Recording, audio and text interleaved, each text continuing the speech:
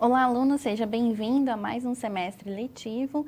Essa é a disciplina de didática aplicada à enfermagem na nossa primeira teleaula, com abordagem ao histórico da enfermagem no mundo, ao histórico da enfermagem no Brasil, enquanto Brasil Império, Brasil Colônia, e a inovação em tecnologia aplicada à enfermagem e o desenvolvimento da mesma. As suas dúvidas podem estar sendo enviadas através do chat do franciele.batista. E as suas dúvidas, suas perguntas podem ser enviadas para a nossa tutora. Acompanhe comigo no quadro, então, o convite ao estudo que eu tenho para te fazer hoje. Tá? Então, é importante que nós vamos acompanhar o desenvolvimento da história da enfermagem, o desenvolvimento da enfermagem no mundo, É importante a gente desenvolver, então, e saber como foi a formação, desde a pré-história, a formação vocacional dessa profissão e o cuidado enquanto teve a sua influência também e o seu desenvolvimento vivenciado. Pelo seu desenvolvimento também no Brasil, enquanto o Brasil ainda é império, Brasil colônia. Depois é importante, então, você reconhecer o cuidado enquanto vocação. Porque essa influência, então, que a gente teve da religião nesse contexto, de todo cuidado, o cuidado influenciando, então, enquanto vocacional, por isso, muitas vezes, você associa a profissão do enfermeiro, da enfermagem, enquanto dedicação, a vocação, o cuidado e, essencialmente, o cuidado enquanto feminino, que era nos primórdios ainda praticado pelas matriarcas em função do contexto familiar. E hoje é possível também que, majoritariamente, ainda é pertinente que a nossa profissão seja exercida, pela maioria das vezes, pelas mulheres, muito da influência desse contexto. Continuando no slide, então, nós vamos ter a nossa primeira situação geradora de aprendizagem. Então, nós temos um hospital de referência, trabalhando na sua semana de enfermagem, o contexto da educação continuada em enfermagem. E você foi convidado para participar dessa semana para fazer uma abordagem, então, no ciclo de palestra sobre o história e o ensino da enfermagem no Brasil, representando a instituição em que você trabalha. Então, é importante você pensar nesse momento quais os tópicos você abordaria sobre esse cenário da educação brasileira, qual o contexto você traria nesse momento. Então, é importante você pensar nesses aspectos. E assim, nós vamos para a nossa primeira situação problema.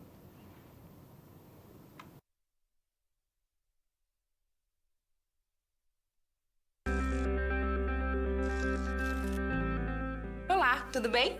Espero que esteja gostando dessa aula. Como você pôde perceber, é muito importante estudar o conteúdo da pré-aula no ambiente virtual, antes de conhecer e resolver as situações problema. Vamos lá? As etapas para compreender e resolver as SPs são simples e facilitam os seus estudos.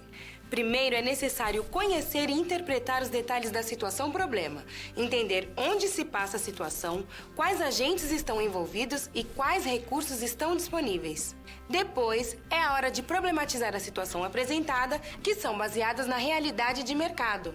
E isso significa que seu desafio foi elaborado com base nas informações de empresas, experiência dos professores e acontecimentos do cotidiano da sua área. E por último, você vai solucionar as problemáticas.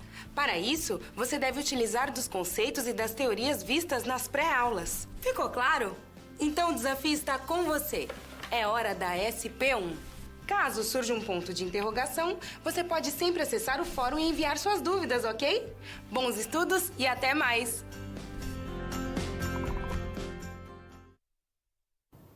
A nossa primeira situação problema, então, nesse hospital de referência, onde a Comissão de Educação Continuada está desenvolvendo esse ciclo de palestra, você foi convidado, então, para abordar o tema da enfermagem no seu contexto histórico, explorando, então, a história da enfermagem no mundo, quais foram os nossos marcos de referência, quem foram as pessoas que desenvolveram e que criaram a enfermagem enquanto uma profissão formal, assim como o desenvolvimento da enfermagem no Brasil. Quais influências nós tivemos, quem foram os nossos fundadores, quais mulheres foram os nossos marcos, as nossas precursoras. Convido então a você continuar no slide para termos a nossa abordagem. Então, os organizadores da Semana da Educação Continuada do Hospital Geral do Estado, em busca então de um profissional que possa falar sobre o histórico da profissão de enfermagem e do ensino da enfermagem no Brasil e no mundo.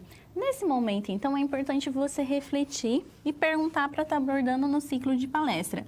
Quais foram os marcos importantes da evolução do ensino da enfermagem no nosso país? Por que esses marcos são tão importantes e qual a influência deles até nos dias atuais de como a gente desenvolve, como a gente aplica a enfermagem no nosso cotidiano? Quando e onde ocorreram esses marcos? Quem são essas pessoas de influência? Onde a enfermagem se desenvolveu primeiro no nosso país? E por que essa evolução é relevante para a formação dos profissionais de enfermagem? Você pode observar que durante o contexto da aula eu vou apresentar para vocês os nossos precursores, a influência que a gente teve da enfermagem no Brasil. Várias correntes, nós tivemos influências portuguesa, francesa, inglesa, até o desenvolvimento da enfermagem no Brasil em si. Enquanto a enfermagem já estava desde o século XIX, já aprimorada com a evolução dos aspectos, é só a partir então do final do século XIX que nós temos grandes nomes marcando e fazendo diferencial da nossa história. Acompanhe comigo então no quadro alguns aspectos importantes dessa evolução. Primeiro então é importante você retomar alguns aspectos da abordagem histórica do cuidado. Então, cuidado relacionado ao feminino, né, das matriarcas, das criadoras, das mulheres enquanto cuidado, o processo familiar do desenvolvimento do cuidado nesse contexto onde se era aplicado o cuidado enquanto vocação, a nossa influência religiosa e alguns aspectos do sincretismo aplicado ao cuidado e o conhecimento até nesse momento empírico. Todas essas implicações se desenvolveram e estão aplicadas também à enfermagem lá nos primórdios. Então, quando a gente pensa no cuidado enquanto feminino, retomando então, ele era desenvolvido desde a pré-história pelas mulheres. Então, as mulheres em seu contexto familiar, pelo cuidado aplicado já às crianças, aos recém-nascidos, elas eram responsáveis por mais essa tarefa, então, de desenvolver os cuidados ao enfermo também. No contexto familiar, porque era nesse ambiente que era desenvolvido o cuidado. Até a criação dos primeiros hospitais, eles eram considerados insalubres. Então, as pessoas de posse, mais lá para frente do desenvolvimento da sociedade, pessoas que tinham dinheiro e recurso, aplicavam cuidado em casa, com a medicina da família mesmo. E as pessoas que eram vulneráveis, que estavam à margem da sociedade, essas eram abrigadas em hospitais. Nesse contexto, o hospital era considerado um lugar inapropriado, um lugar insalubre, de baixas condições de higiene, então eram as pessoas à margem da sociedade. Nesse contexto também é importante que as mulheres consideradas, entre aspas, de boas famílias, mulheres com posse, não se aplicavam nessa situação, não adentravam a esse contexto do hospital.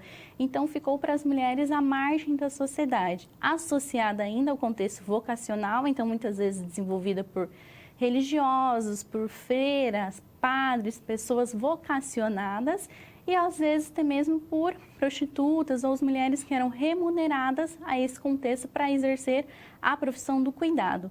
Nesse momento, nos hospitais, então, nas esferas disso, era negligência pura. Então, era muito negligenciado os pacientes e as condições terríveis. Por isso, a aplicação do cuidado ainda no contexto familiar e não como nós temos a aplicação hoje ainda do que nós conhecemos enquanto cuidado em saúde, enquanto gerenciamento, enquanto contexto hospitalar. Ainda no contexto empírico, porque o conhecimento científico ele começou só a ser desenvolvido lá no Renascimento, final do Renascimento, quando a gente teve a maior exploração do conhecimento da anatomia, do conhecimento da fisiologia, do conhecimento do corpo humano, que passou a ser explorada e aí nós temos a ampliação do conhecimento científico. Até nesse contexto, era conhecimento daquilo de que se sabia, do que você via, daquilo que você tinha disponível e aquele conhecimento tradicional sendo passado de família, de mãe para os filhos, aquele conhecimento que ia sendo atribuído, conhecimentos de tribos, conhecimento nesse contexto ainda familiar. Por isso a influência de ervas medicinais, de chá, todo esse influenciamento, toda essa cultura sendo desenvolvida nesse momento.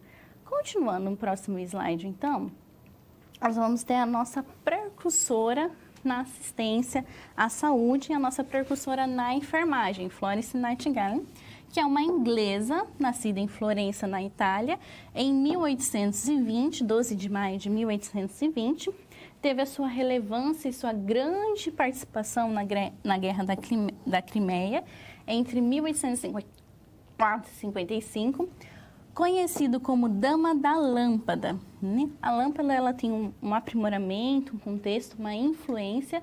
Hoje ela é reconhecida como nosso símbolo na enfermagem e depois nós vamos contextualizar porque esse conhecimento dela, essa referência como Dama da Lâmpada. Teve a sua influência na Escola de Enfermagem do Hospital São Thomas, em Londres, em 16 de maio de 1865, após a sua participação na Guerra da Crimeia. Então, Florence é a nossa fundadora da enfermagem formal, a enfermagem enquanto profissão. Saiu-se do padrão, então, daquele cuidado até então conhecido como empírico, aquele cuidado sem ser formalizado, e é a partir dela que nós temos o início da enfermagem enquanto profissão, enquanto ensino, enquanto um cuidado formal. Florence é proveniente, então, de uma família rica, de pais ricos. O pai dela aplicava matemática, ensinava matemática, estatística para Florence, e isso depois vai ajudar ela a desenvolver todo o conhecimento epidemiológico que ela tem, da aplicação dela e do que ela foi desenvolver enquanto conhecimento para a enfermagem. Isso influenciou no desenvolvimento dela do ensino, no aprimoramento nesse conhecimento. Até mesmo nisso, ainda por cima, a Florence ainda gostava, era vocacionada, tinha esse conhecimento, essa paixão pelo cuidado. Ela se voluntariou para participar, então, da Guerra da Crimeia. E quando ela foi, ela teve uma relevância, uma importância tremenda para o desenvolvimento e para a diferenciação desse cuidado. Quando ela chegou a cuidar dos soldados feridos, ela diminuiu em aproximadamente 41% o índice de mortalidade desses soldados, por apenas separar eles em condições sanitárias cabíveis, exercer condições de higiene, como lavagem das mãos, separar os soldados entre os mais feridos, os mais graves e os soldados menos graves, trazer um ambiente salubre para esse momento, um ambiente higienizado, um ambiente arejado para esses soldados, e ela reduziu desse quantitativo significativo o índice de mortalidade dos feridos, dos soldados em guerra, para aquele momento. Ao retornar, então, da Guerra da Crimeia, ela arrecadou, ela criou um fundo de caridade e com esse agariamento, né, ela agariou fundos, ela conseguiu investir, vamos voltar de novo ao slide, ela conseguiu investir no Hospital São Thomas e aí ela cria a primeira escola de enfermagem exercida dentro desse hospital, e é a partir daqui que a gente tem a existência da enfermagem enquanto ensino formal. E foi a partir daí que ela começou a inserir, a desenvolver a enfermagem enquanto profissão, enquanto ensino. E a partir daí também a enfermagem teve todo o seu conhecimento, seus aspectos, avanços, a grande influência dela, influenciadora no conhecimento da enfermagem brasileira, influenciadora na enfermagem no contexto mundial. E a sua referência enquanto Dama da Lâmpada se deve que, enquanto soldados, no período noturno, ela era acompanhada de uma lamparina, de uma lâmpada mesmo, para vigiar, para olhar à noite esses soldados. E por isso eles nomearam ela enquanto Dama da Lâmpada, que hoje é o nosso símbolo da enfermagem. Continuando no quadro, nós vamos avançar um pouco mais nesse conhecimento a nível agora da história no Brasil, da enfermagem aplicada enquanto colônia e império, né? Nós tivemos grandes influências aqui e uma mistura de conhecimentos associados para desenvolver o cuidado que nós temos hoje. Primeiro, tem um conhecimento aplicado a ervas, associado também ao sincretismo religioso. Posteriormente, com outras influências da corrente portuguesa, europeia e alguns aspectos da francesa, nós tivemos também desenvolvimento e aplicação de casas de misericórdias, e dentro dessas casas de misericórdia, depois nós vamos ter uns aspectos importantes que foi a Roda dos Expostos, e dentro da Roda dos Expostos, com o aprimoramento, depois evoluiu para a Casa dos Expostos, e dentro dessa Casa dos Expostos nós tivemos a primeira sala de parto do país. Então, retomando um pouco alguns aspectos desse slide, primeiro é importante a gente saber por que o conhecimento, então, aplicado e associado a ervas, né, associado ao sincretismo religioso. É importante lembrar, então, de que antes da colonização nós tínhamos os índios, então tem o conhecimento da medicina tradicional, a medicina do conhecimento, do pajé, a medicina enquanto ervas medicinais. Tivemos o período da colonização, então a gente teve uma parte do período colonial do Brasil escravocrata, então os conhecimentos também da cultura e aplicação da cultura africana, e ainda dentro desse conhecimento nós tivemos a parte das catequeses, a parte dos padres jesuítas e a influência da Igreja Católica também aplicada nesse contexto. Então, parte desse conhecimento também se associou ao sincretismo religioso, que foi a junção de todo esse conhecimento, todas essas culturas, e também da aplicação ao desenvolvimento ao sacerdócio.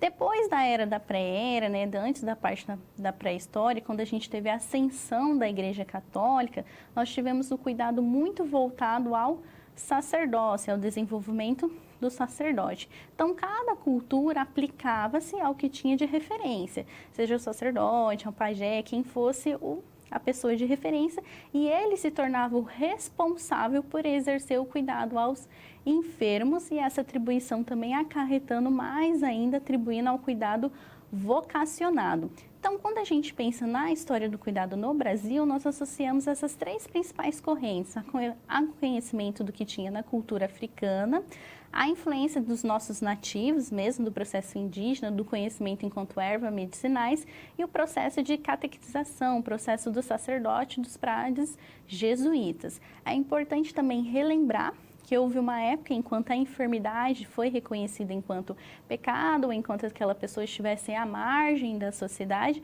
e muitas vezes era também atribuída a sua exclusão ou então o abrigamento dela no contexto de lugares insalubres, quando houve os primórdios lá do desenvolvimento dos hospitais. Então, alguns aspectos de doenças mentais que não eram esclarecidas naqueles momentos, da saúde mental, algumas vulnerabilidades que nós tínhamos nesse momento, também foi atribuída ao processo vocacional e ao desenvolvimento do sacerdote nesse contexto.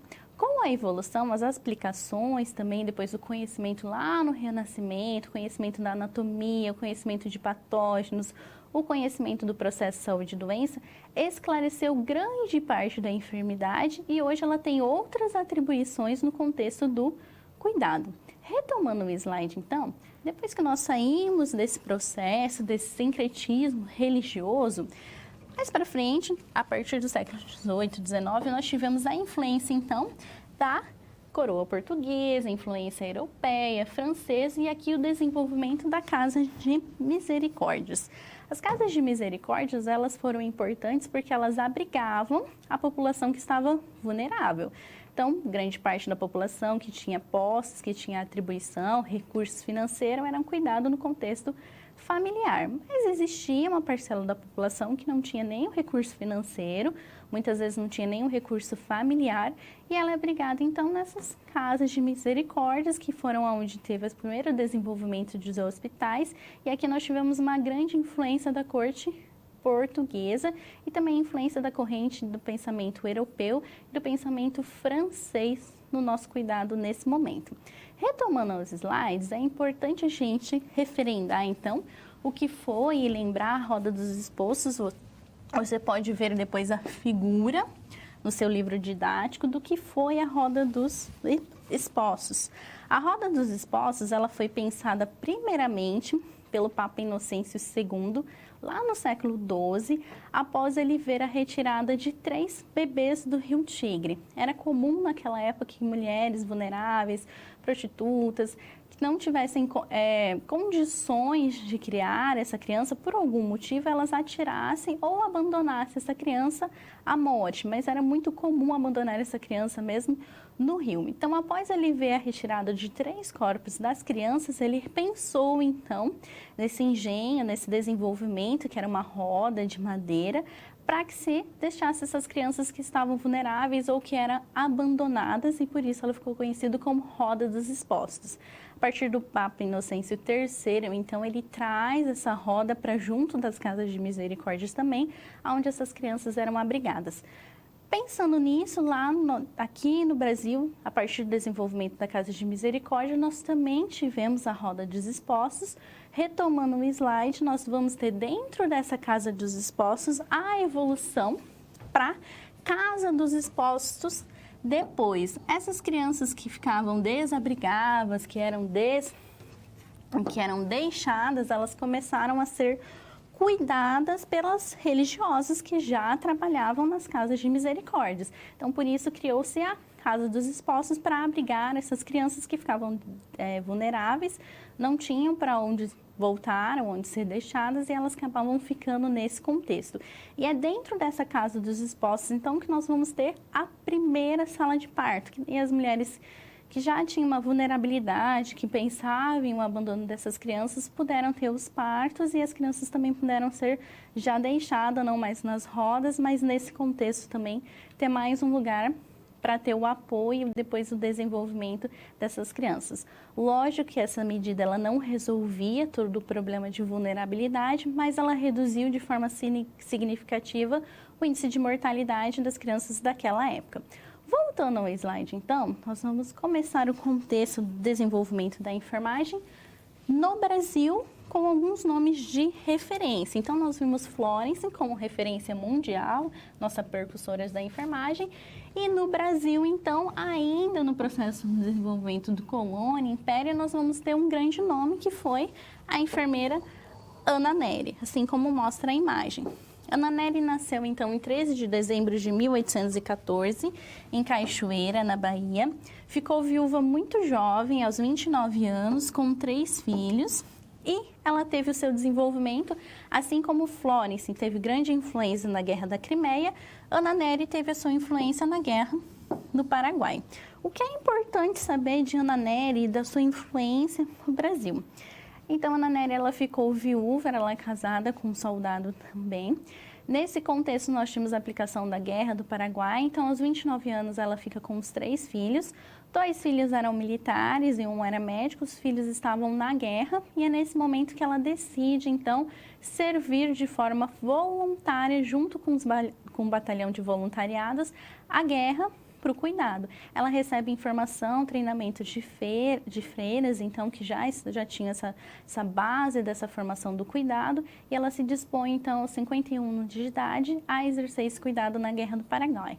Assim como Florence, quando ela chegou na guerra, ela também trouxe um contexto de higiene, de separação dos enfermos, um contexto mais salubre aos feridos, e é nesse momento, então, quando ela retorna da Guerra do Paraguai, ela se torna o primeiro nome da enfermeira brasileira, porque até então toda a nossa formação era do exterior, todas as enfermeiras, freiras, até na Casa de Misericórdia que exerciam cuidado enquanto formal, era proveniente de fora, e é a partir dela que nós temos um desenvolvimento nacional, então, da nossa percussora Ana Nery.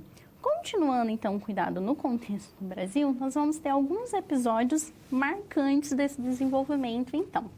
Primeiro, o desenvolvimento da Escola de Enfermagem Alfredo Pinto, em 1890, que até então não recebia esse nome, ela estava abrigada no Hospital de Alienados, que era um hospital para abrigar as pessoas no contexto da saúde mental.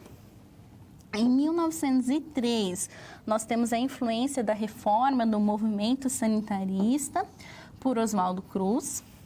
A influência também em 1908, um grande desenvolvimento da Cruz Vermelha no nosso país. E em 1923, nós vamos ter a Escola de Enfermagem Ana Nery. Então, nós temos uma escola formal e Ana Nery recebe como homenagem no meio, então, a primeira escola de enfermagem que nós vamos ter, seguida da Escola de Enfermagem de Alfredo Pinto, agora com o nome da nossa percussora. Então, tem alguns pontos importantes nesse slide a serem estudados.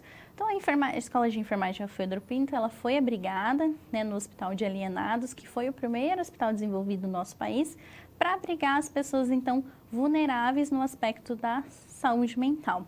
Dentro desse contexto, nós temos o avanço da reforma sanitária. Nós vamos ter dois grandes nomes que abrigam também, influenciam não só a enfermagem, mas influenciam a saúde, entre eles Oswaldo Cruz, com seu desenvolvimento da vacina, sua luta e sua militância por saúde pública.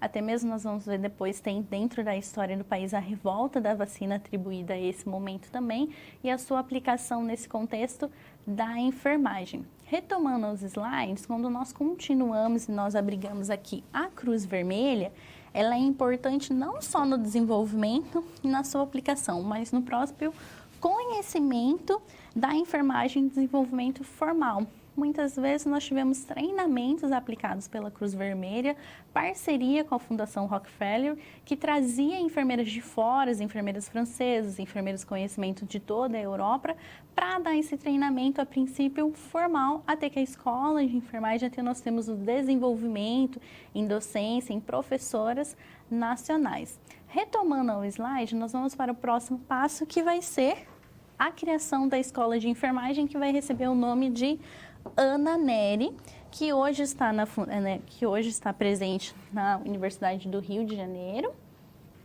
Então, nós temos aí a Escola de Enfermagem Ana Nery, que foi fundada por iniciativa do médico, pesquisador, sanitarista Carlos Chaga, com o apoio da Fundação Rockefeller, então, que trazia enfermeiras de fora, enfermeiras com conhecimento do exterior, e que em 1921 havia enviado, então, uma comissão técnica em uma missão mesmo de treinar e aplicar todo o conhecimento de enfermeira, chefiada por Arthur Percy.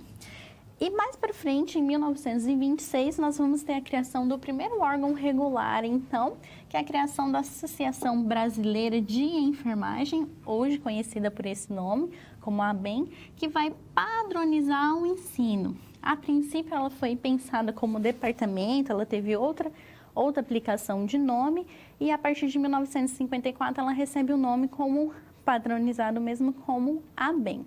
Então, é nesse contexto que nós temos todo o desenvolvimento e aplicação da enfermagem. É importante, então, retomar da nossa primeira situação problema, a influência de dois grandes nomes a nível mundial, então, de Florence, a sua participação e sua influência na Guerra da Crimeia, a sua influência enquanto Dama da Lâmpada, então, que hoje é o símbolo da enfermagem, Ana Nery, a nossa enfermeira brasileira, e depois batiza a nossa primeira escola de enfermagem, recebe o seu nome em homenagem. A criação, então, e a influência das casas de misericórdia nesse contexto, todo o contexto e aplicação religioso, vocacionado a esse princípio, mas, ao mesmo tempo, nós temos dois grandes nomes e influenciadores junto à reforma sanitária, a influência de Carlos Chagas e Oswaldo Cruz, para o avanço no conhecimento não só na medicina, mas no avanço na saúde pública e no desenvolvimento da enfermagem nesse contexto. Então, esses foram aspectos importantes de serem lembrados na nossa primeira situação problema, e assim nós vamos partir para a nossa segunda situação problema.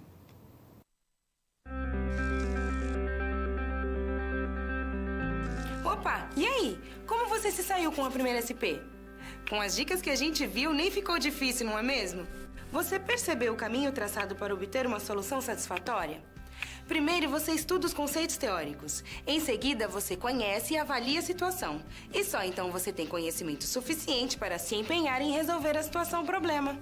Entendeu por que é importante fazer uso de todos os recursos do material didático antes de iniciar as SPs? No ambiente virtual, você encontra textos, web-aulas e vídeos para enriquecer os seus estudos. Vamos para mais um desafio? Boa sorte na SP2 e até mais!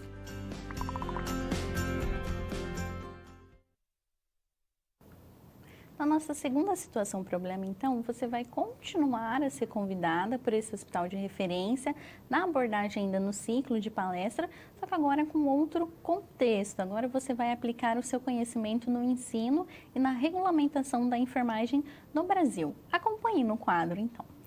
Então, a comissão organizadores da Semana de Enfermagem e Educação Continuada do Hospital Estadual de Referência gostaram tanto da sua palestra que chamaram você para dar continuidade ao assunto. E é nesse momento, então, você vai discorrer sobre a regulamentação do ensino e profissionais de destaque na enfermagem no nosso país. Nesse momento, nós vamos trazer, então, alguns pontos marcantes pontos de referência, de instituições, de decreto e alguns nomes também que fizeram parte da nossa história e que foram marcos legais no nosso desenvolvimento enquanto profissão. Acompanhe no quadro, então, nós temos o primeiro decreto, então, em 1890, realizado pelo Marechal Manoel Deodoro da Fonseca, que vai regulamentar pela primeira vez o curso de enfermagem no Brasil. Primeiramente, ele foi pensado em um curso com duração de 2 anos, entre aulas teóricas e práticas. Pensou-se junto nesse decreto a formação de alojamento para os alunos internos, né? Os alunos que ainda permaneciam na instituição.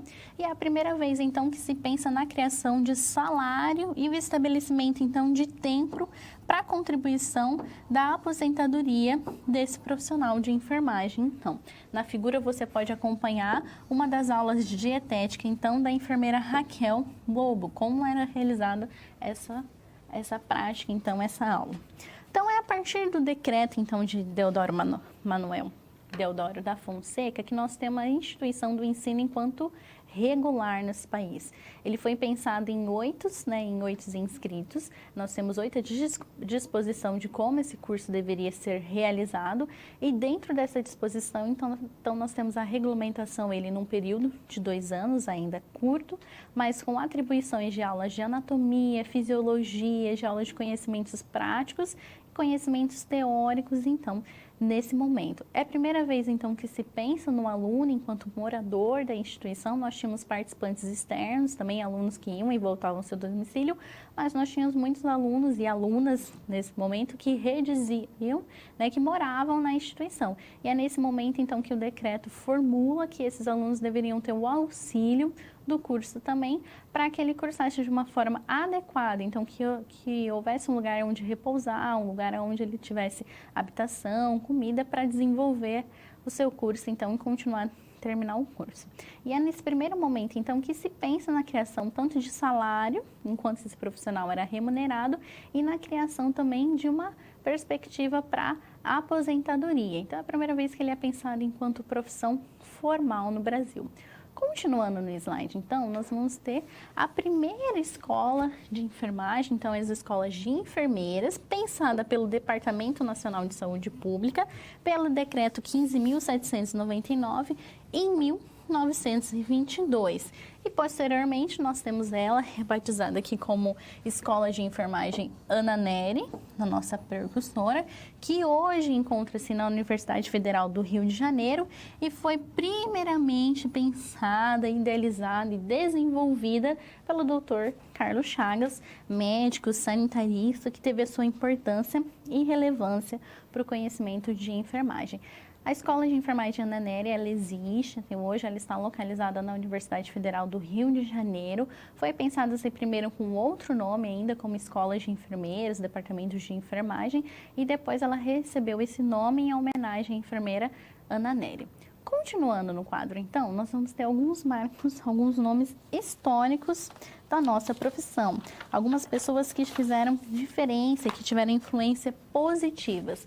Nem todos enfermeiros nesse momento, mas que tiveram uma participação especial. O primeiro deles é o médico Oswaldo Cruz, médico sanitarista, nascido em 5 de agosto de 1872, falecido aos 44 anos, foi grande idealizador, desenvolvedor da vacina contra a febre amarela. É nesse contexto, então, que nós vamos ter no âmbito da saúde pública a revolta da vacina. Teve grande influência e fez parceria com a Cruz Vermelha em 1908. É ele que tem toda essa participação, esse desenvolvimento, foi ele que fez a aproximação com a Cruz Vermelha e trouxe esse desenvolvimento. É importante você associar o conhecimento do Oswaldo Cruz ao período da reforma sanitária, onde nós tínhamos grandes condições insalubres, principalmente a nível de Rio de Janeiro. Então, nós tínhamos condições sanitárias precárias nesse momento e o aumento da infestação tanto do mosquito, da febre amarela, quanto da doença em si. E é ele, então, Oswaldo Cruz, que vai desenvolver a vacinação e vai querer vacinar a população por força. E por isso que é nesse momento nós temos a chamada revolta da vacina, onde a vacinação era muitas vezes aplicada pelos militares também, que adentravam nas casas e faziam a vacina à força.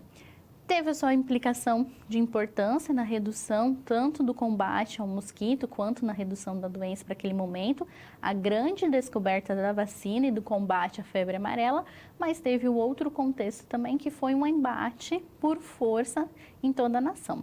Voltando e retomando ao slide, nós vamos conhecer outro grande nome também, que foi Carlos Chagas, também um médico sanitarista, pesquisador, bacteriologista e infectologista. Todas essas atribuições a Carlos Chagas levaram a ele a conhecer e a descobrir o Trypanosoma cruzi, né? Esse patógeno que foi responsável pelas doenças de Chagas, batizada em seu nome, em homenagem ao seu nome, e o seu vetor também ele descobriu que era um inseto barbeiro. Carlos Chagas, então, nasceu em 9 de julho de 1879 e faleceu aos 55 anos. Então, o seu grande marco e a sua grande revolução na história, né, ele entrou para a história do país com a descoberta que hoje é chamada, apelidada de doença de Chagas, atribuída ao seu nome. Então, foi ele que descobriu o patógeno de Trypanosoma cruzi, assim como o seu vetor, seu agente etológico, que é o inseto barbeiro, e desenvolveu, então, discorreu sobre essa doença, o que também evitou várias mortes e diminuiu o índice de mortalidade, além de conhecer e trazer à luz o conhecimento para a nossa profissão e para o nosso país. Retomando o slide, nós temos outro grande nome também, que é Júlio Pires Porto Carreiro. Esse pode ser menos conhecido por alguns, mas ele foi o médico responsável pela parte da saúde mental do país. Então, ele foi um médico psiquiatra responsável pela introdução da psiquiatria no país, no Brasil. Nasceu em 7 de setembro de 1887 e faleceu aos 50 anos de idade.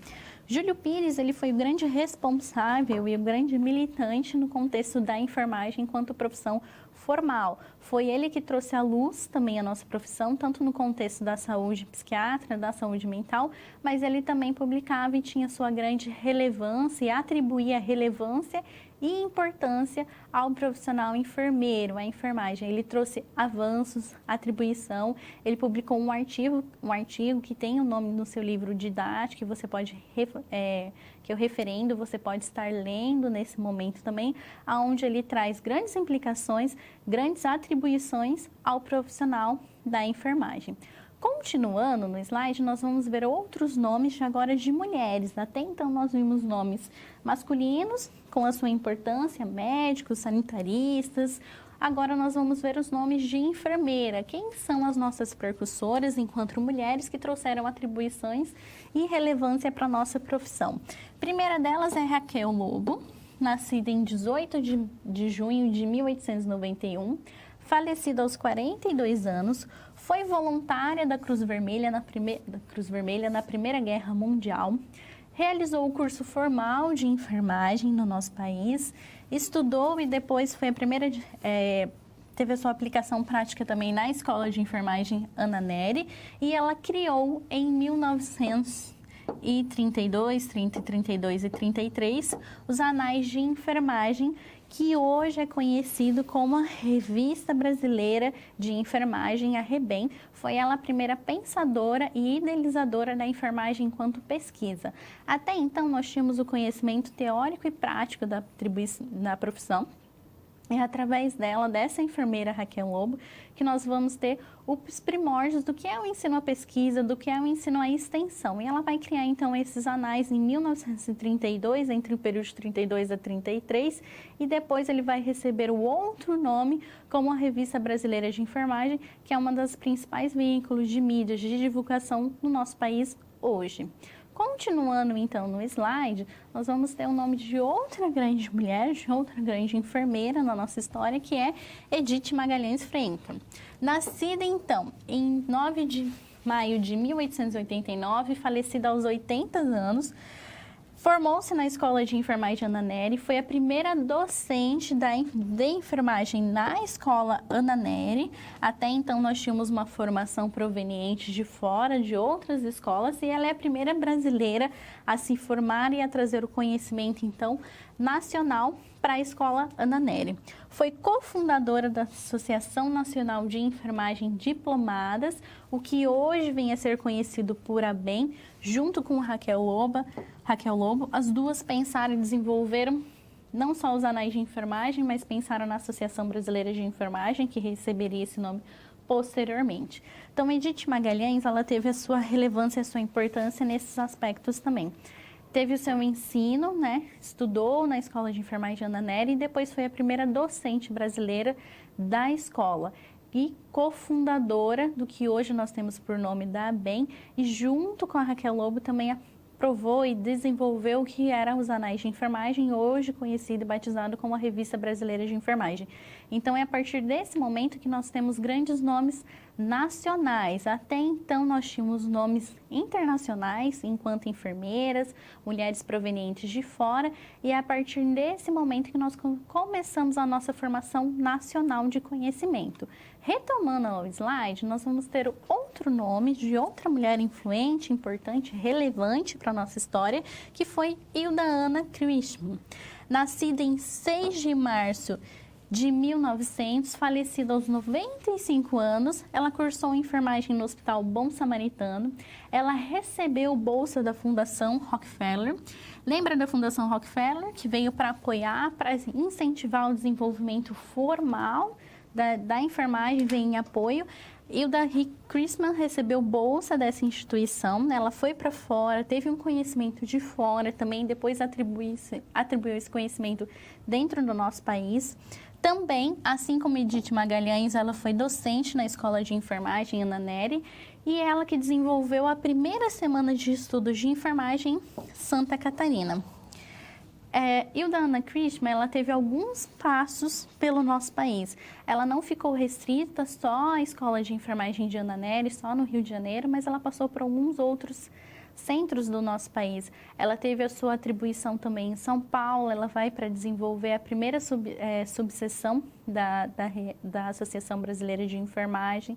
Ela desenvolveu parte do ensino em São Paulo e ela também retornou aonde ela já morava, para Santa Catarina, para desenvolver o ensino formal e não só o formal, o ensino técnico também. Ela é precursora do que hoje nós temos por ensino técnico, tanto dos enfermeiros quanto da categoria técnico de enfermagem. Ela começa a se pensar nessa formação, nesse ensino padronizado, nesse ensino de qualidade em Santa Catarina.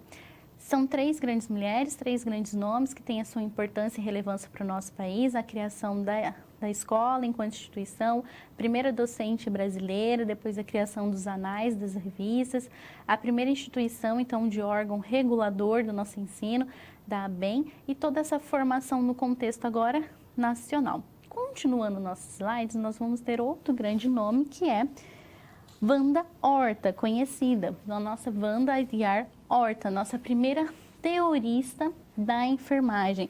Ela teve a sua atribuição e a sua importância como grande teorista.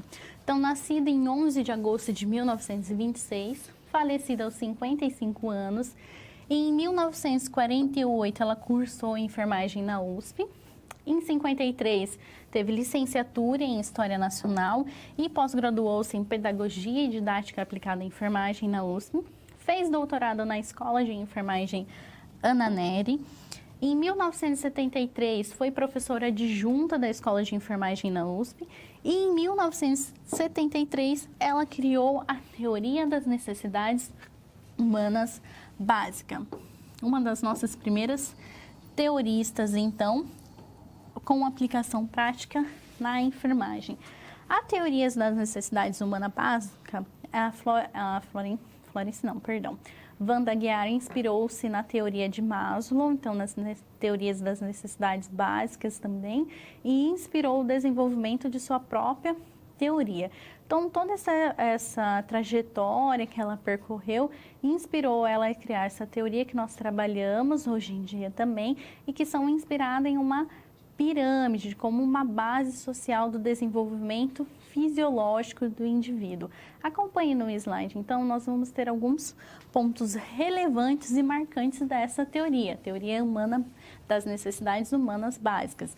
Então, na base da teoria, nós temos todo o processo de fisiologia, o que um ser humano, um indivíduo precisa basicamente para se desenvolver. Então, dentro dessa fisiologia, nós temos respiração, comida, água, sexo, sono, homeostase e excreção. Essa seria a base da pirâmide. Essas necessidades precisam ser essencialmente supridas. Logo acima, nós temos a necessidade de segurança. Dentro da segurança, nós temos a segurança do corpo, a segurança do emprego, segurança de recursos financeiros, seguranças da moralidade, da família enquanto abrigo, proteção, segurança de saúde e segurança da propriedade. Logo acima, nós vamos ter as necessidades relacionadas ao amor e relacionamento, que pode ser considerado relacionamento interpessoal também. Amizade, família, intimidade sexual.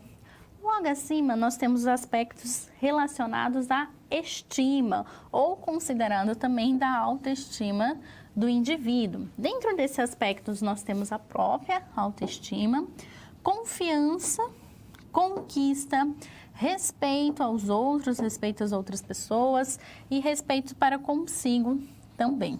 Estaria dentro desses aspectos. E acima na pirâmide, se o indivíduo conseguir percorrer por toda essa base, ele vai chegar à realização pessoal, segundo a teoria de Wanda Guiar. Dentro dessa realização pessoal, pode estar incluída moralidade, criatividade, espontaneidade, solução de problemas, ausência de preconceito e aceitação dos fatos. Então, essa é uma forma da teoria das necessidades humanas básicas proposta por Wanda Guiar.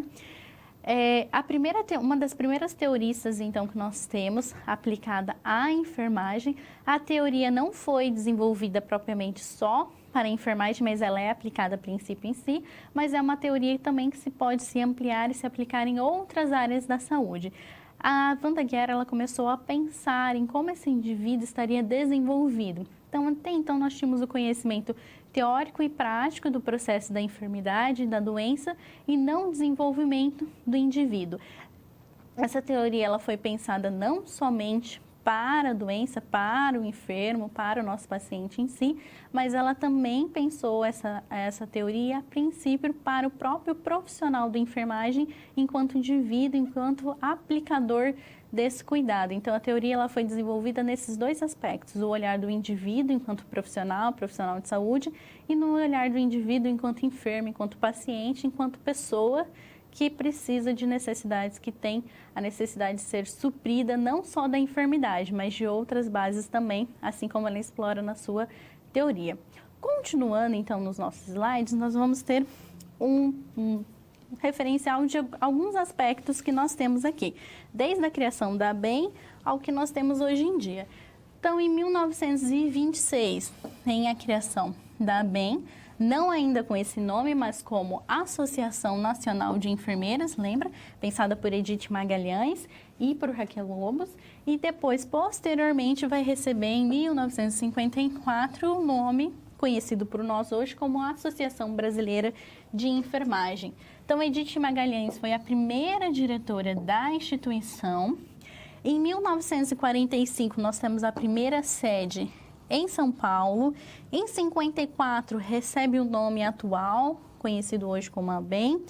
Entre 32 e 33, nós temos, 1933 aqui, a criação das revistas anais de enfermagem, por Raquel Lobo, criadora, redatora e redatora-chefe desses anais. É a primeira vez que se pensa na enfermagem enquanto pesquisa, enquanto desenvolvedora de um conhecimento também científico. E hoje nós temos a REBEM, que é um dos principais veículos de conhecimento científico do nosso país, que é a Revista Brasileira de Enfermagem. Então, nesse momento, na nossa segunda situação problema, você conheceu grandes nomes e marcos da nossa história, desde a nossa fundação, do Brasil Colônia, Brasil Império e outros nomes que ajudaram a desenvolver a nossa profissão enquanto ela é reconhecida hoje.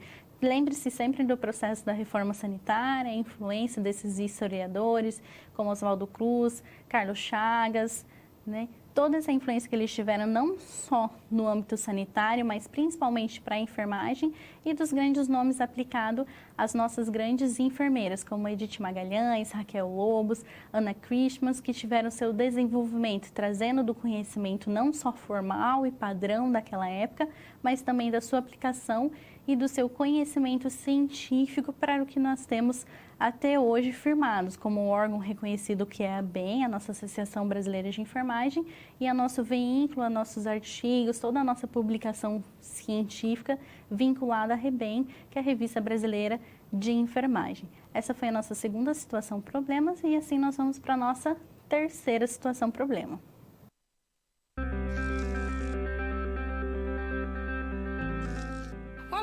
Agora que você já solucionou 2 das SPs, muitas das teorias vistas na pré-aula fazem mais sentido, não é mesmo? Essa é justamente a função das situações-problema, te preparar de forma mais prática para a realidade da vida profissional. Já conhecer algumas das situações que podem surgir no dia a dia faz de você um aluno mais preparado para o mercado de trabalho. Bom, a SP3 já vai começar. Se ficar com dúvida em algo, pode entrar no fórum e enviar sua pergunta, ok? Até mais!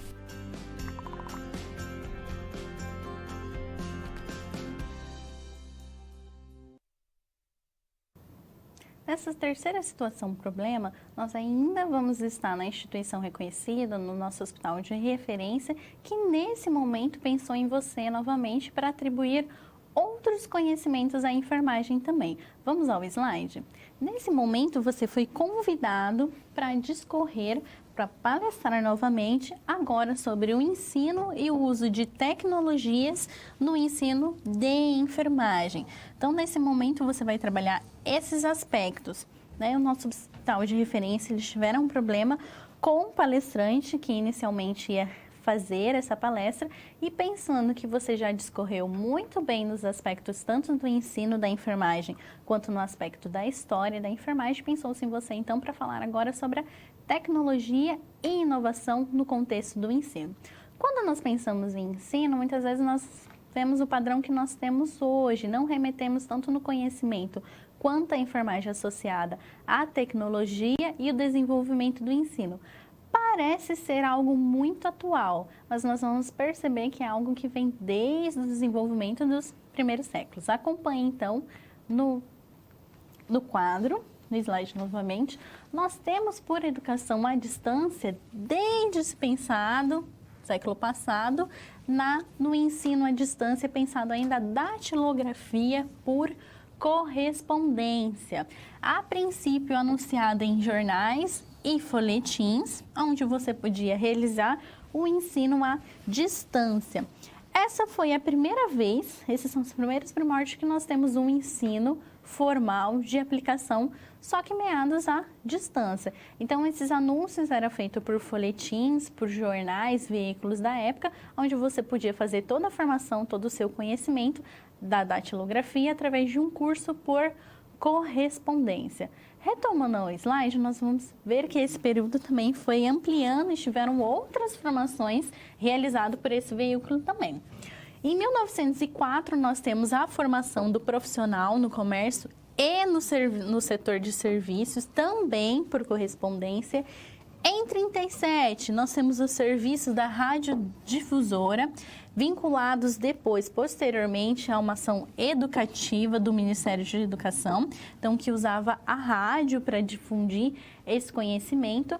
E em 1950, a radiodifusora, então, junto com a criação do SENAC, nós temos a Universidade no Ar, vinculado, então, à rádio.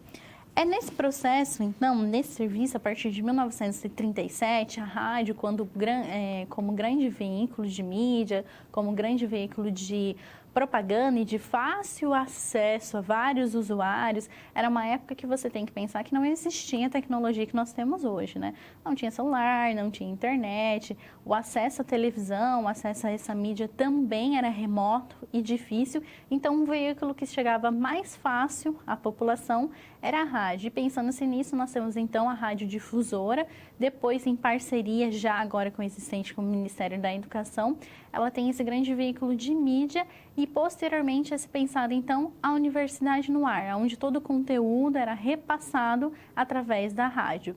Voltando ao slide, nós vamos ter outros processos também que influenciaram nesse contexto, como a Igreja Católica em Natal, no Rio Grande do Norte, que iniciou um movimento de educação de base. Tá? Pensando nisso também, o governo federal ele deu início ao movimento brasileiro de alfabetização conhecido como Mobral. Nesse contexto aí, entre a década de 70 ou 80, posteriormente até 60, nós temos um grande índice de analfabetismo no nosso país, de uma população ainda jovem e até mesmo adulta. Pensando-se nisso, por iniciativa lá do contexto da Igreja Católica em Natal, pensou em uma alfabetização em base e posteriormente o governo federal vem pensando na alfabetização em massa, mas como atingir toda essa população ao mesmo tempo com esse conhecimento. Então foi pensado no Mobral, ainda usando um veículo de mídia da rádio, para atingir a maior parte da nossa população em um veículo em massa, onde eu pudesse alfabetizar de uma forma com qualidade, com conteúdo, mas de uma forma rápida e eficiente que atingisse várias pessoas nesse contexto. Retomando ao slide, nós tivemos outra influência. Entre 1969, nós temos o ato institucional conhecido como AI-5. Entre 69 e 70, o Brasil vivia um período de ditadura. E aí, com essa ditadura, nós temos parte de todo esse conhecimento, de todo esse avanço perdido. Então, perdido sua proeminência em ensino à distância. O que acontece nesse período, então, com o ato institucional AI-5? É reconhecido como um ato institucional mais duro do período da ditadura militar e é nesse contexto, então, que vários conteúdos foram restritos. Então, todo o veículo em rádio, nesse processo que nós tínhamos, até mesmo televisivo, em alguns aspectos, eram mais restritos. Então, o conteúdo era mais restrito. Então, vários desses passos, desses avanços, desse veículo de mídia do ensino à distância, foi cortado, foi retirado nesse momento e ficou um período aí perdido até ele ser retomado a princípios aí, meados da década de 80, final da década de 80 para a década de 90. Retomando então o slide, nós vamos ver o avanço nesse aspecto. Na década de 80, com finais da ditadura militar, nós vamos ter alguns avanços, como 1971, então, a implantação do ABT, que vai vincular o que é o ensino à distância, vai regulamentar. Em 94, começa-se a ter, então, a influência da internet. Então, tem o início da internet comercial, que ainda não é o acesso para toda a população, ainda não é um veículo de grande abrangência, mas já é o veículo da internet chegando. Em 95, nós temos, então, a ABDE, que vai vincular e vai regulamentar o ensino à distância. Até então, aqui nós estamos falando da tecnologia e da vinculação ainda por rádio, ainda televisivo. E depois do ensino à distância da base. E na década de 80, nós temos o famoso e conhecido Telecurso 2000. Como que você pode acompanhar aqui na imagem, que foi o grande veículo e da mídia também de parte de alfabetização, só que aí pelo recurso televisivo. E a partir do parecer do Cefé, que aprova em 7 de agosto de 1980, 12 cursos de pós-graduação em 5 áreas de referência pelo veículo à distância. Nesse momento, então, desde a década de 80, finais da década de 80, com o início da internet, o grande marco foi o ensino ainda pela iniciativa privada, pela Fundação Roberto Marinho. Nós tivemos o ensino do Telecurso 2000, que tinha o objetivo de alfabetização em massa também, de grande parte da população voltada para o público jovem e adulto. Precisava ser feito em um horário que essa população tivesse disponível. Então, no veículo através da mídia, através da TV, televisivo, então, feito em um primeiro horário da manhã, em um horário muito, assim, entre as 5 às 6 da manhã, em um horário que a população estivesse disponível para ter esse conhecimento. Após isso, então, em meados da década de 90, nós temos a chegada, então, e a ampliação desse recurso da internet, que ainda não tem uma grande ampliação, um acesso para toda a população, mas que já vem para transformar o que nós conhecemos hoje em ensino e para ampliar esse conhecimento. Dentro desse período, nós temos a regulamentação, meados da década de 70, do que era a regulamentação em ensino tecnológico, e depois nós vamos ter a regulamentação no ensino propriamente dita, da educação à distância. Então, esses são marcos fundamentais do desenvolvimento da nossa profissão, desenvolvimento enquanto ensino e educação no nosso país e alguns veículos que ajudaram. A princípio, a rádio ajudou nessa difusão, depois o veículo da mídia enquanto televisivo e agora a forma da internet que nos ajuda e nos auxilia nessa distribuição desse conhecimento do veículo, posteriormente que ele alcance outras pessoas de uma forma rápida, eficiente e no contexto atual. Continuando no slide, então, nós vamos ter algumas abrangências dessa educação. Então, nós temos que ter a integração do que é inovação, tecnologia e do que isso pode ser aplicado enquanto educação em enfermagem. Então, associado a essa prática, nós temos as tecnologias, os recursos tecnológicos que nos auxiliam, o recurso da descoberta, da inovação, da criação e a invenção propriamente disso. Esses seriam os 3 pilares do que é o conhecimento em tecnologia e em inovação, os recursos que nós vamos ter. Prosseguindo, existe um processo, é elencado como um processo de inovação. Dentro desse processo, nós vamos ter o que é a identificação do conhecimento, reconhecido aqui nessa forma como inovação do conhecimento, nós vamos ter o que é aquilo que eu ainda não sei. Ele pode ser aplicado de uma forma teórica ou prática, faz parte ainda da descoberta, do ensino, da transformação do conhecimento, é aquela fase em que ainda o indivíduo está na descoberta, na procura pelo desconhecido. Voltando ao slide, nós vamos prosseguir com a identificação. A partir desse momento, então, que você já sabe, que você já descobriu de alguma forma, você pode também ter a identificação de novas formas de aplicação do conhecimento. É transformar aquilo que eu já sei em uma aplicação nova, em uma aplicação de outra forma. É fazer e reaplicar aquilo que eu já conheço de uma nova forma.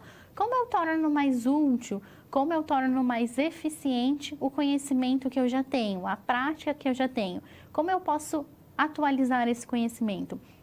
Os desenvolvedores da 3Ms, a criação do post-it, que nós temos, que é um pedaço de papel com uma cola que não tem grande durabilidade, mas que serve para um momento crucial, um momento único. Eles descobriram dessa forma que seria um papel que poderia ser, a princípio, desprezado. No entanto, com essa nova descoberta, era um conhecimento que eles já tinham, mas de uma forma pensada nova, eles pensaram, não, ele serve para um papel de recado, um papel para ter utilização prática, rápida e uma eficiência de longo e de curto prazo. Não seria longo prazo, mas curto prazo, que é um tipo de papel que nós temos hoje muito utilizado no mercado. Então, era uma nova forma de papel, com um recurso, a princípio, não muito utilizado, que seria uma cola de pouca durabilidade, mas com uma nova forma de aplicação, teve toda a sua expansão de conhecimento e expansão do produto também.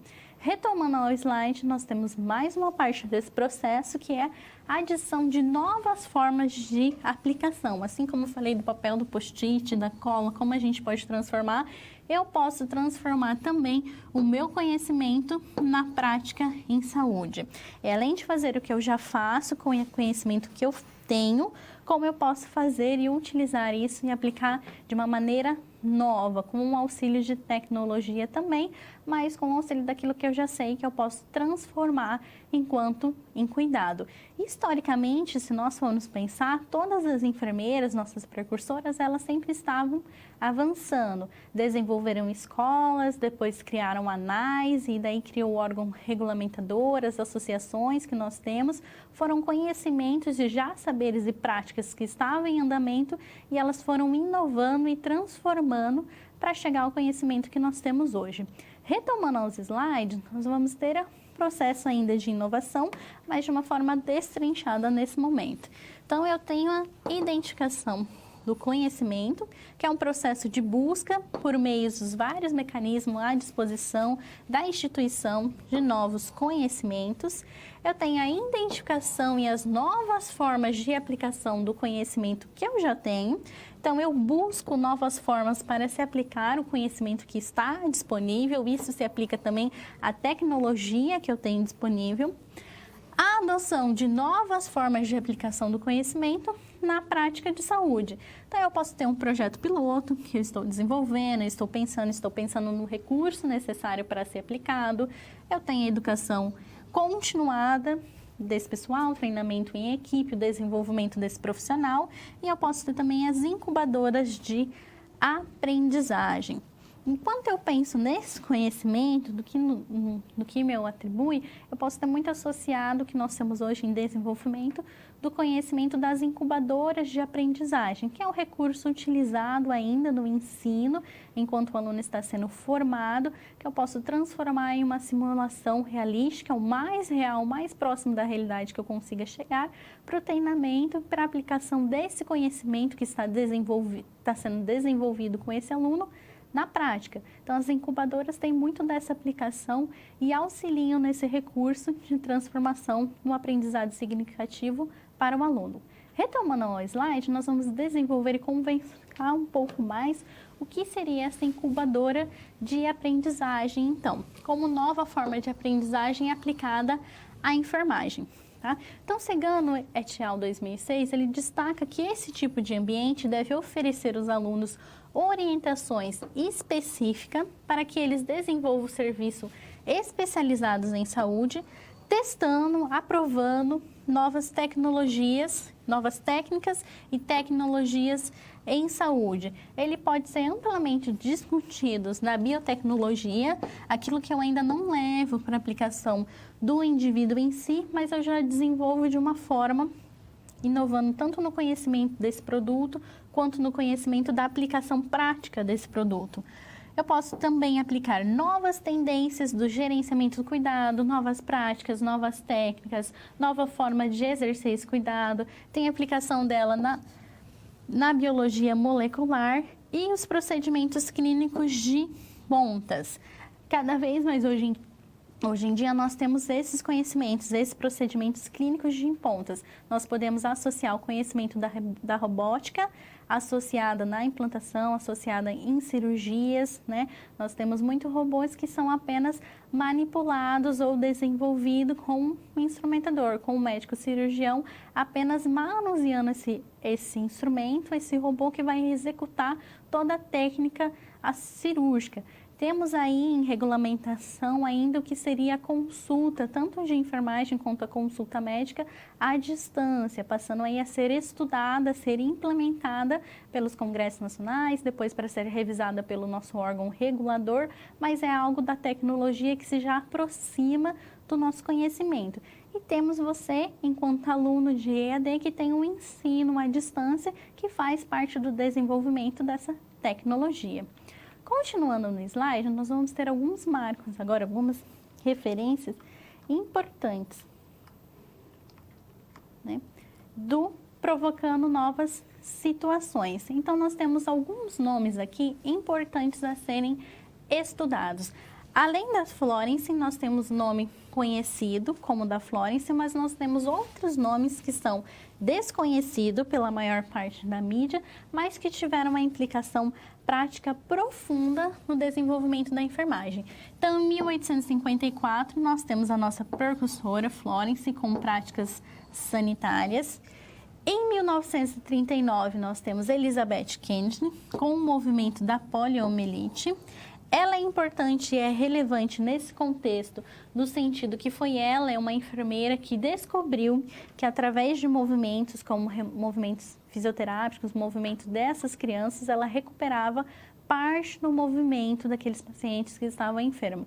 Então, ela é grande, tem um nome, tem associado por essa sua influência. Retomando ao slide, nós vamos ter outro nome importante. Em 1950, outra enfermeira, Jean Hart, ela descobriu o processo da icterícia neonatal. Essa enfermeira, ela descobriu que aqueles bebês que estavam ictérica, quando ela aproximava eles da janela, quando ela expunha ele à luz solar, eles diminuíram o índice de icterícia, o índice de bilirrubina do processo da corrente sanguínea, e com isso ela teve a sua influência, e hoje nós temos até hoje como recomendado, como mundo da influência, que é o banho de sol associado ao recém-nascido, associado à icterícia, que foi pensado e desenvolvido por essa enfermeira. A partir da sua descoberta, todas as crianças que estavam passando, que estavam internadas no hospital com processo de icterícia, eram trazidas para próxima da janela ou até mesmo na área externa do hospital para ter o acesso da luz solar. Retomando o slide, nós vamos ter o nosso próximo diferencial em 1983, aqui contribuindo com todos os profissionais de saúde, com a forma de transmissão no índice da epidemia da AIDS. Em 83, na década de 80, nós temos o avanço da AIDS. E por ainda não se ter a descoberta de qual era a forma de transmissão dessas doenças, esses pacientes acabavam isolados e marginalizados no seu cuidado. Então, foi através da equipe de enfermagem, de profissionais de enfermagem que foram se aproximando desses pacientes, que descobriu que a forma de transmissão não era o contato direto com esses pacientes, e a partir disso eles pararam de ser isolados das demais pessoas, dos demais pacientes, e trouxe um processo de socialização para esse paciente. Continuando no slide, nós temos outro nome mais recente agora. Em 2014, com o avanço do ebola, nós temos Fatou Kelula. Fatou Kelula foi um aluno, ainda no seu período ainda estudando enfermagem, ele decidiu atribuir-se também no cuidado. Teve um contexto, a parte ainda que não estava totalmente descrito como era a forma de transmissão do ebola, que nós tivemos grande restrição, até mesmo por parte de profissionais, parte da defasagem mesmo, por falta de profissionais, e outras pessoas que não queriam se aproximar ou que tinham medo de cuidar desses pacientes. Então, ele decidiu, foi um diferencial para a aldeia em que ele estava, a partir do momento que ele decidiu tanto se paramentar e exercer o cuidado a esse indivíduo. Outro nome importante que nós temos é de Rebecca Couselin. Rebecca Couselin, ela é adotada como quem deu a voz à paralisia cerebral. Quando nós pensamos em desenvolvimento tecnológico, ela é quem mais se aproxima naquilo que nós temos de tecnologia. Ela desenvolveu em si mesmo um aparelho que consegue, através de ondas neurais aplicada no indivíduo, consegue transmitir e dar voz àquilo que ela está pensando. Então, ela pensou, aplicou isso em crianças com paralisia cerebral, em adolescentes, que consegue, a partir desse aparelho, transformar os seus pensamentos em vozes, e ela aí teve um grande avanço para a nossa tecnologia, pensados em enfermeiras. Então, o nosso Provocando as Situações de hoje é para trazer outros marcos, além dos nossos historiadores, que você já acompanhou, desenvolvimento mundial, desenvolvimento da história, mas pessoas que continuam fazendo história através da enfermagem também. Vou abrir esse momento para o nosso processo de perguntas e debate.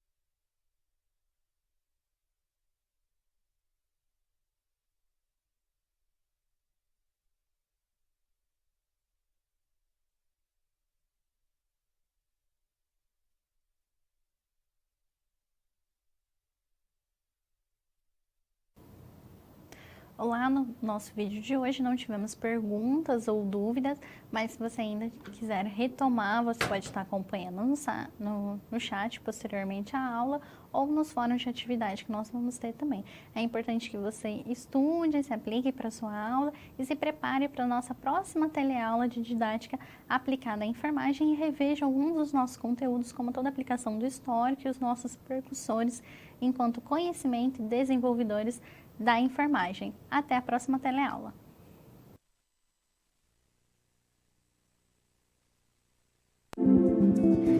A tarefa de cuidar evoluiu ao longo da história, iniciando nos tempos das cavernas e chegando até o século XIX, quando a inglesa Florence Nightingale formalizou a profissão de enfermagem.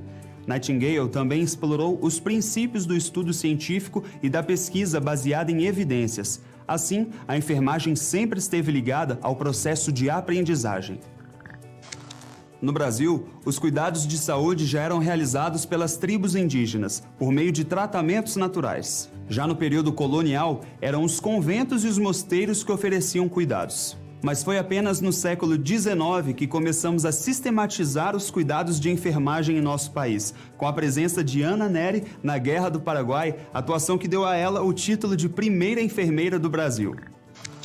Muitos profissionais de destaque contribuíram para a qualidade do ensino e dos serviços oferecidos.